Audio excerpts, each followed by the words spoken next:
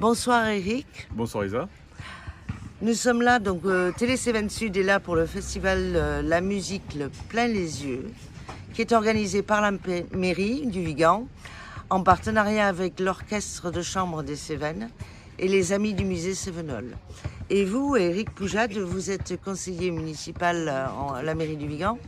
Et quel est votre rôle donc au sein de ce festival? Alors j'ai été à l'origine de la coordination de ce festival.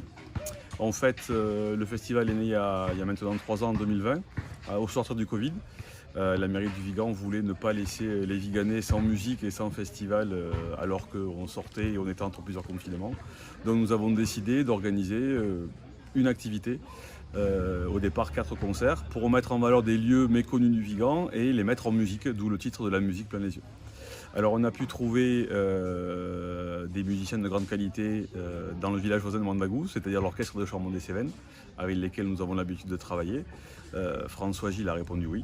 Et donc nous avons monté la première saison, et cette année c'est la 3e saison de La Musique Plein les Yeux. D'accord. Et en effet, l'endroit, les arènes du Vigan, j'avoue que je ne savais pas où c'était. Et donc maintenant, je sais où c'est. Voilà. Alors c'est la 2e année, je vous en prie, c'est la 2e année qu'on installe un concert jazz aux arènes. Parce que c'est vrai que c'est un quartier du Vigan qui est à l'extérieur du centre-ville et qui n'a pas l'habitude de recevoir des activités musicales. Oui. Donc nous avons pensé à faire l'an dernier cette activité au Vigan. Le concert a reçu un certain succès, donc on a renouvelé l'expérience. Et cette année, c'est le dernier concert, puisque le premier a eu lieu il y a 3 jours et s'est effectué devant le Vieux-Pont, sous les arches du Vieux-Pont, à côté du musée Cévenol. Oui, voilà, 2 styles, 2 ambiances, puisque c'était de la musique celtique et aujourd'hui du jazz manouche. D'accord. Et donc vous avez dans vos rangs une personne qui s'appelle François Gilles. Tout à fait. Et qui est professeur de violon à l'IESM à Aix-en-Provence. Exactement. Alors il prendra ma place tout à l'heure pour la suite de l'interview. Donc François a dirigé pendant un très grand nombre d'années l'Orchestre de Chambre des Cévennes, qui est une formation musicale de haut vol. Orchestre qui a multiplié les activités pendant une vingtaine d'années sur le territoire. Concerts de Noël, concerts professionnels, maintenant animation de la musique plein les yeux. Et c'est toujours un grand bonheur puisque sa programmation musicale à chaque fois rencontre un grand succès au Vigan. Ah oui, c'est pas souvent qu'on a du jazz manouche dans le coin. Tout à fait. Tout à fait. Je vous remercie Eric Poujade et merci, je vous souhaite une excellente soirée. Bonsoir. Bonsoir. Bonsoir François. Bonsoir. Donc vous êtes professeur de violon à l'IESM d'Aix-en-Provence? Pas tout à fait. Je suis violoniste. J'ai été longtemps professeur au Conservatoire de Montpellier pendant 33 ans. Enfin voilà, maintenant je suis à la retraite. D'accord. D'accord. Du professeur de violon. Non, j'enseigne effectivement à Aix-en-Provence, à l'IESM. Mais en fait, je forme des futurs professeurs de musique. En fait, c'est la formation professionnelle. Enfin, voilà, c'est autour de la pratique pédagogique. En fait, voilà. Donc, je forme des professeurs de violon ou autres instruments. Enfin, voilà. Quelle est ma fonction? Mais j'ai été violoniste toute ma carrière. Oui. D'accord. Et votre rôle dans le festival, c'est la programmation musicale? Là, dans ce festival-là, de la musique plein les yeux. Non, là, je m'occupe je veux dire, parallèlement à mes activités pédagogiques, j'ai toujours eu une carrière, j'ai fait une longue carrière musicale aussi, notamment avec l'Orchestre Chambre des Cévennes. Et donc, cet orchestre qui existe depuis 1957, donc c'est une longue histoire. Moi, je l'ai pris en charge en 1989. Voilà, ça me revient.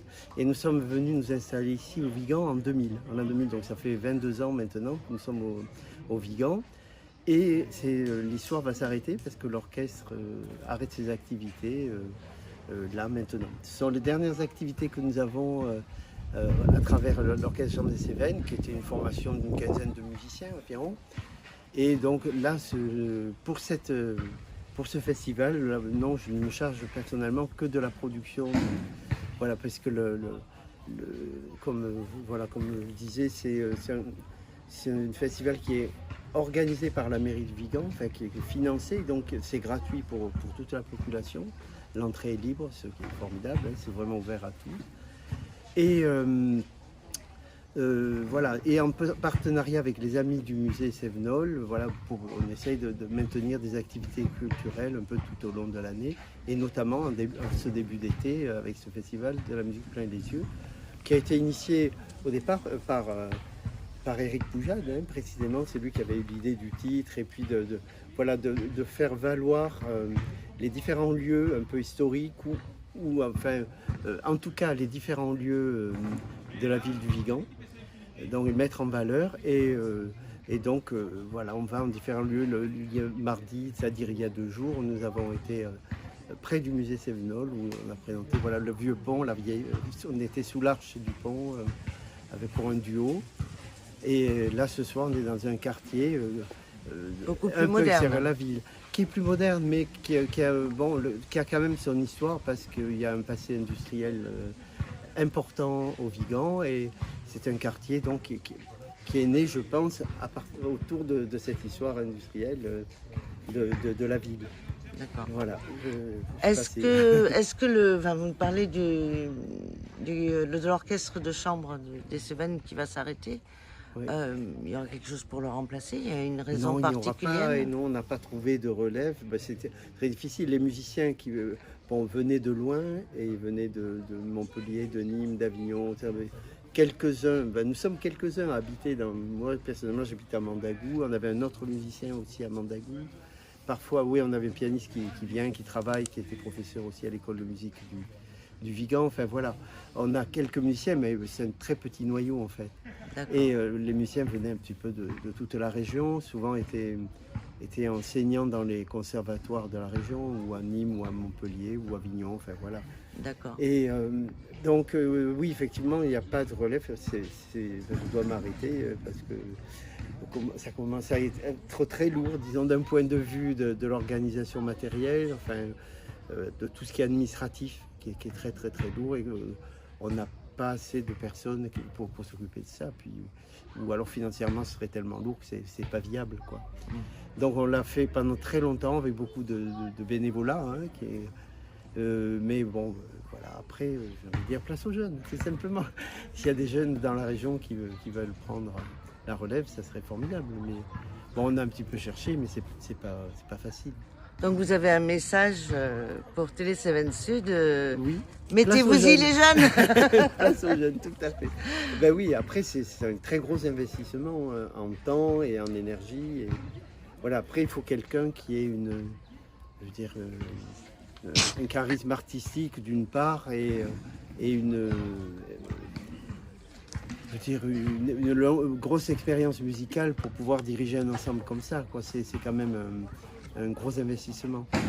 Donc c'est pour ça qu'on a du mal à trouver ça en région. Après, on serait près d'une grande ville, ce serait plus facile, mais bon, moi j'ai tenu précisément à maintenir l'orchestre en milieu rural, parce que bon, je l'ai vécu un peu comme une vocation, je dirais même. Hein. Oui. Voilà, défendre notre patrimoine ici, défendre aussi la culture dans des lieux qui sont peut-être pas toujours autant aidés, on pourra dire, que dans les villes comme Montpellier ou Nîmes à proximité, quoi.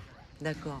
Donc vous l'aurez compris, place aux jeunes. Nous demandons des bénévoles, des gens qui vont venir refaire cet orchestre de chambre. Pourquoi pas. Et en attendant, je vous souhaite une excellente soirée. Merci beaucoup, François. Merci beaucoup. Au revoir.